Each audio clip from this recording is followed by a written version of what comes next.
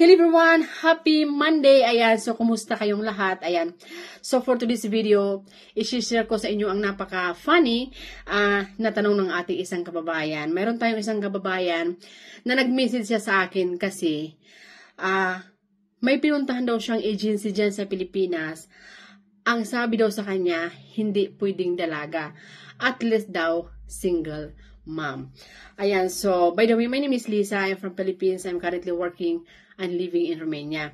So, medyo nakakatuwa lang kasi first time kong narinig yan na hindi pwede ang dalaga dahil kailangan ang single mom. So, paano pala kung talagang at least 50 na tayo or 45 na tayo or 40 plus, 30 plus, pero dalaga pa rin.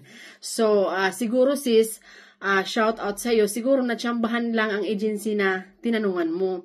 Kasi usually, as long as mayroon kang experience, dalaga, hiwalay, single mom, pwede kang mag-apply papunta ng Romania. Hindi po yan qualification ang pagiging single. Kasi ang qualification talaga ng pagpunta dito sa Romania ay yung may experience tayo.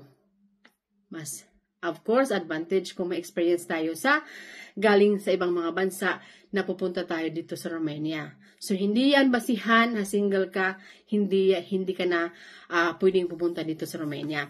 So, pumunta kasi sa ibang mga agency dyan sa Manila kasi for sure, sa qualification mo talagang papasa ka kasi yung ibang mga amo dito, mayroon din mga amo. May nakausap na ako isang busy, sabi niya na, Lisa, gusto ko sana yung single para hindi nila iniisip palagi ang kanilang mga anak, hindi sila na-stress dito. So, wag kang mag-alala, inuulit ko, single ka man, basta may experience at qualified ka papunta dito sa Romania, I welcome po lahat. So, ingat!